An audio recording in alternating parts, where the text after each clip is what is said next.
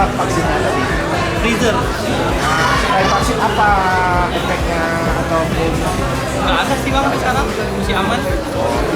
yang apa Sabri Pemuda Aceh melaksanakan vaksinasi dalam rangka HUT Bogor yang ke-26 ya malam ini diadakan di Bekupi Jack ya.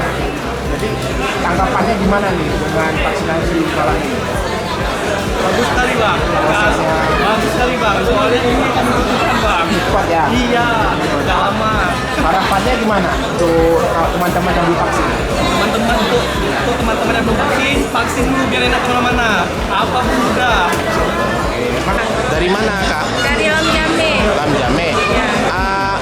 Ada gerai vaksin di sini di warung kopi Jack Kopi ini dari mana?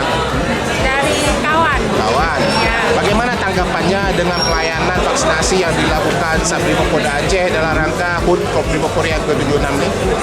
Ya, gimana ya bilangnya? Tanggapannya cepat atau gimana? Pelayanannya gimana? Bagus sih, cepet. Soalnya nggak harus antri-antri panjang gitu. Ini vaksin yang keberapa?